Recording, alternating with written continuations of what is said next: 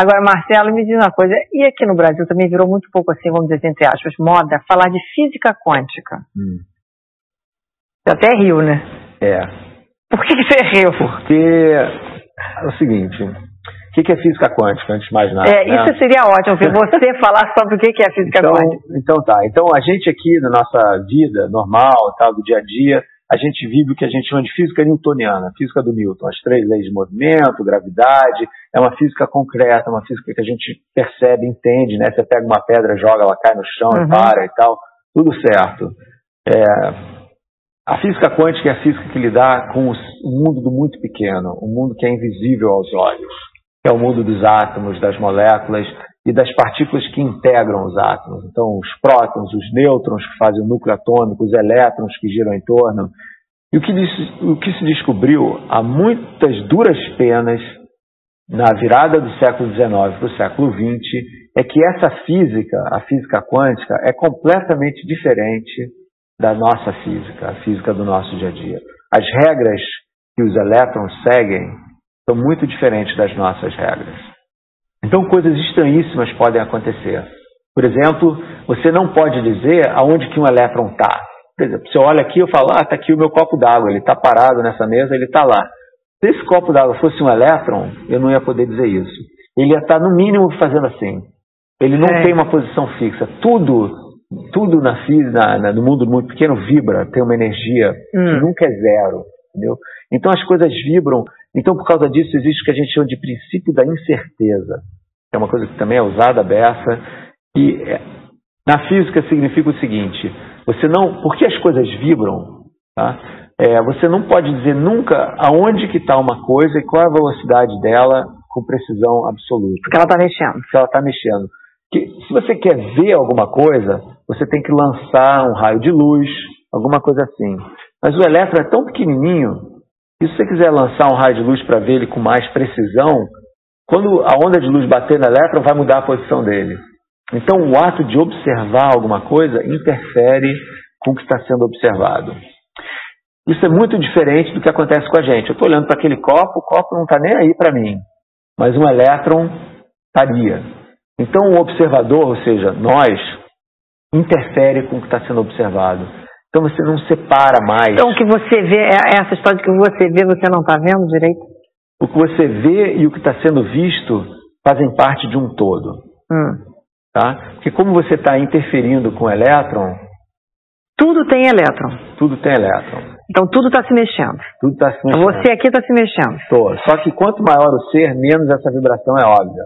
Esse é o negócio. Então, nós todos isso aqui somos seres quânticos. Tudo está tudo mexendo. Então, o ponto é o seguinte: por que existem esses efeitos bizarros? O outro, por exemplo, é que um elétron é capaz de atravessar, partículas podem atravessar objetos sólidos, feitos fantasmas. Tá? Então, por exemplo, nesse momento, mais ou menos 1 trilhão, tá? 1.000 bilhões de neutrinos, que são partículas que são formadas no centro do Sol, estão atravessando você por segundo. Tá? Se piscou o olho, 1 trilhão de neutrinos atravessou a massa Peltier e a gente não se dá conta disso. Tá? Porque essas partículas, elas são o que a gente chama de partículas fantasmas. Elas praticamente não interagem com a matéria, com os elétrons, os prótons, etc. Então, o mundo do muito pequeno é cheio de fenômenos estranhos. Tá? E essa estranheza, quando usada fora de contexto, pode se tornar muito misteriosa. Por exemplo, e pode ser manipulada para gerar conceitos estranhíssimos sobre a nossa existência. Então, por exemplo, quando eu observo alguma coisa, essa coisa ela reage à minha observação, então talvez seja possível que o pensamento mexa com objetos, né? Porque afinal de contas, né, se eu estou interferindo de alguma forma, então a telecinese, né, que eu ia falar nisso, né, que é a ideia de que você através é uma coisa que, mas quem sabe a mecânica quântica pode explicar isso, porque afinal de contas nós e o objeto somos um só, e você pode então entrar numa ressonância com aquele objeto. Explica. Nada a ver, porque os efeitos quânticos, eles se limitam a distâncias muito pequenas. Mas a telecinese, você acredita? De jeito nenhum. De jeito nenhum? Você acha que as pessoas não podem mexer nada com a força do pensamento? Infelizmente não. Eu já tentei a beça. E na verdade... Já tentei a beça, é ótimo. E, na verdade, a única coisa que a gente pode fazer com a força do pensamento é pensar e criar ideias, usar essas ideias para fazer. E a comunicação telepática?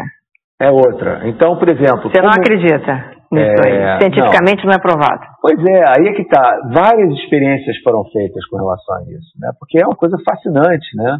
O Dan Brown, esse último livro dele, O Símbolo Perdido, eu acho que chama no Brasil, é tudo ligado com essa coisa de telecinese e telepatia. Tudo isso, né? São coisas que têm a ver com esses poderes da mente. E, infelizmente, todas as experiências falham. Lembra do Uri Geller?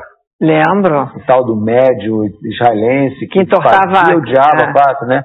E ele realmente é impressionante, né? Só que existem mágicos nos Estados Unidos, tem um cara chamado The Amazing Randy, o incrível, que ele repete todos os truques do Uri Geller e explica como são feitos.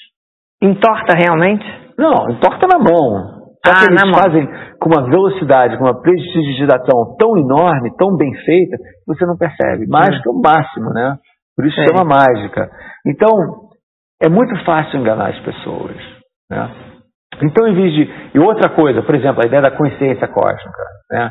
Que nós somos seres conscientes, o universo nos criou e existe uma consciência cósmica, nós somos parte dessa consciência cósmica, nós somos um com o universo. Então, o segredo desse livro aí, que foi super best-seller e tal, falando que se você imaginar coisas boas, só vão ocorrer, você vai mudar, você vai alterar o mundo, né, tudo, a causalidade das coisas, e aí as coisas boas vão acontecer. Então, imagina uma final do Fla-Flu, os torcedores do Flamengo e os torcedores do Fluminense. Não, aí eu acho que foi uma coisa que ficou muito reduzida, né? Foi uma coisa assim, muito manipulada. Não, é ridículo, na verdade. E o que para nós, quer dizer, para um cientista, é um pouco assustador, é a capacidade das pessoas acreditarem nisso, entendeu? Então, o que eu faço? O que eu posso fazer com relação a isso? Muito pouco. Mas o que eu posso fazer é escrever os livros, é aparecer em programas, é fazer séries de documentário e falar para as pessoas que, olha, a natureza é super fascinante,